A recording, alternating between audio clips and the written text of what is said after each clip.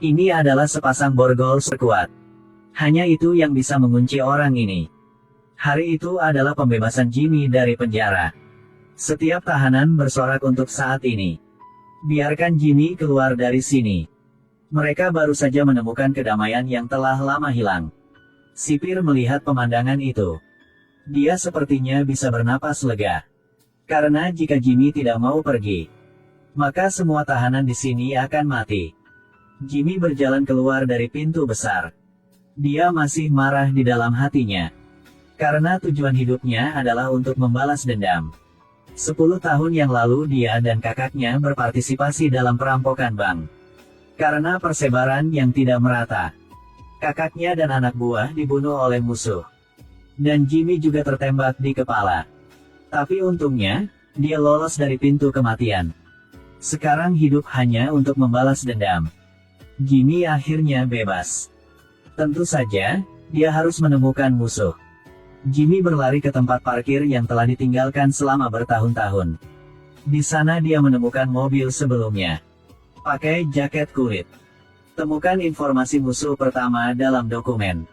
Kemudian isi pistol dengan amunisi dan mulai perjalanan. Jimmy bahkan tidak beristirahat. Melaju langsung ke gawang.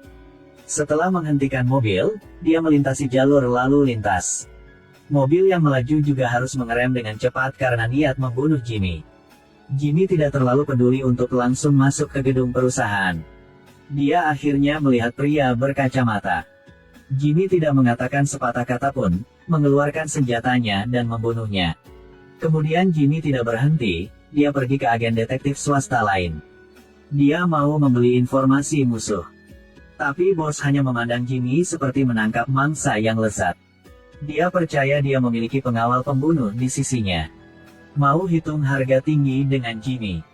Tapi yang mengejutkannya adalah, ketika pengawal itu melihat kata-kata di tubuh Jimmy, dia gemetar. Orang ini tahu jelas. Setiap kata di tubuh Jimmy mewakili kehidupan. Jimmy adalah seseorang yang tidak mudah tersinggung. Jadi pengawal itu berbalik dan lari. Bos melihat ini dan dengan cepat memberikan uang dan informasi kepada Jimmy. Kembali ke mobil, Jimmy mulai memperhatikan target. Tapi yang membuatnya bingung adalah, pada saat yang sama, seorang pembunuh tiba-tiba menerima perintah. Target utamanya adalah Jimmy. Gadis cantik itu cukup baik untuk membawa pulang lelaki tua itu. Tapi lelaki tua itu memasukkan obat bius ke dalam gelas airnya. Dia minum air. Gadis itu merasa pusing, tubuhnya tidak bisa bergerak. Lihat obat di atas meja. Gadis itu tahu situasi apa yang dia hadapi. Tapi sudah terlambat. Melihat gadis itu terkena rencana. Lelaki tua itu tiba-tiba melemparkan tongkat di tangannya. Lalu ambil kamera dengan wajah cabul. Pada saat gadis itu merasa paling putus asa, pintunya ditendang oleh Jimmy. Saat dia melihat Jimmy, lelaki tua itu takut sampai mau kencing di celana. Ketika dia bereaksi, dia meraih gunting di atas meja untuk memprotes. Tapi Jimmy tidak akan membiarkan dia puas. Satu tembakan di tangan lelaki tua itu. Kemudian tembakan langsung ke kepala. Melihat ini, gadis itu sedih dan memohon Jimmy untuk tidak menyakitinya. Aku tidak akan menyakitimu. Lalu dia berbalik dan pergi. Jimmy baru saja meninggalkan ruangan. Ada seorang pembunuh di belakang. Saat dia melihat Jimmy, dia mengangkat senjatanya untuk menembaknya sampai mati. Pada saat itu seorang gadis kecil muncul di antara mereka. Dua orang saling memandang. Jimmy mendorongnya ke kamar. Secara bersamaan angkat tangannya untuk menembak lawan secara terus-menerus. Pembunuhnya dikuasai oleh serangan Jimmy. Saya hanya tahu cara bersembunyi di balik dinding, tidak berani muncul.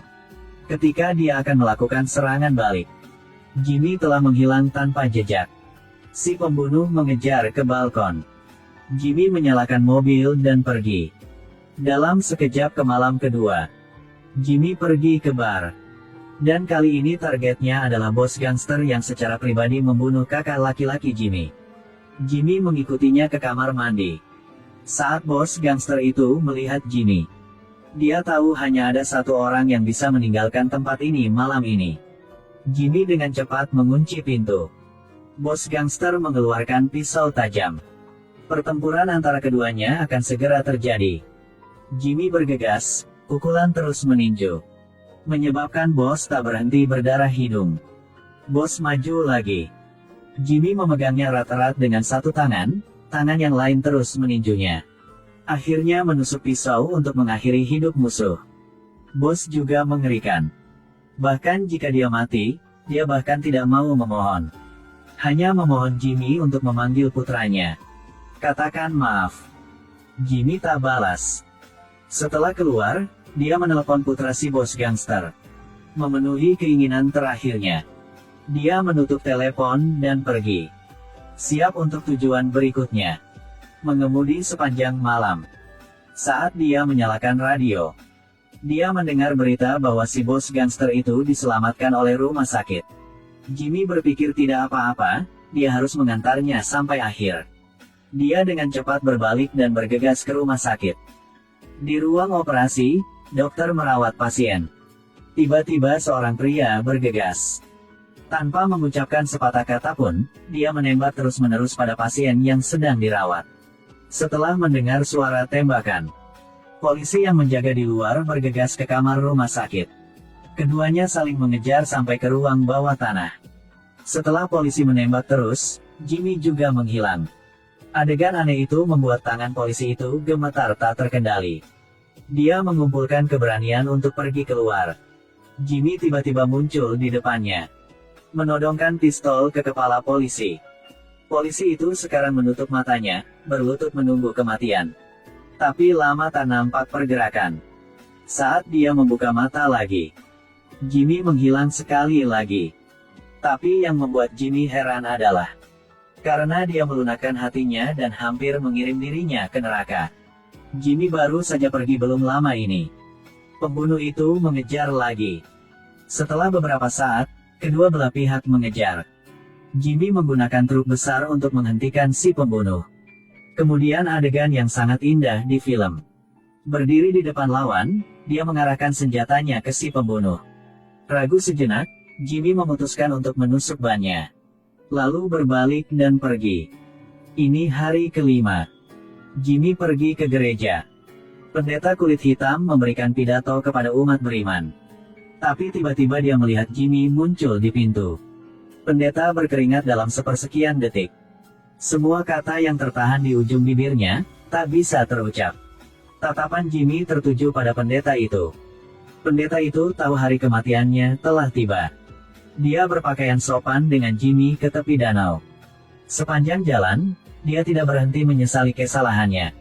Melihat Jimmy berhenti, sang pendeta masih mencoba untuk meminta pengampunan dari Jimmy.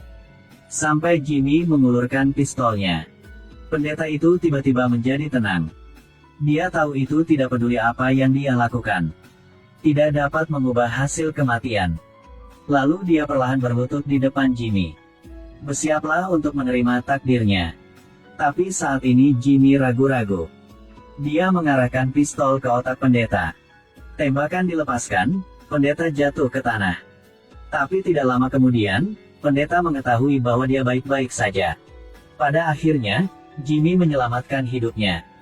Karena tahun itu ketika kakaknya terbunuh, hanya pendeta yang berdiri untuk menghentikannya. Orang baik akan mendapat pahala. Tindakannya menyelamatkan dirinya sendiri. Ganti adegan. Jimmy yang memiliki dendam besar sedang duduk diam di gereja. Setelah mengkonfirmasi semua musuh telah membayar harganya, Jimmy tiba-tiba kehilangan motivasi untuk hidup. Dia diam-diam menunggu polisi datang. Segera si pembunuh datang. Dia mengarahkan pistol ke kepala Jimmy. Tapi Jimmy tidak bereaksi sama sekali. Benar-benar kehilangan kemampuan bertarung Jimmy. Si pembunuh tiba-tiba kehilangan minat. Tapi dia tiba-tiba mengingatkan Jimmy di daftar pembunuhan bahwa satu orang hilang. Adalah bosnya. Jimmy juga tiba-tiba teringat. Pria yang menembak Jimmy dari belakang saat itu.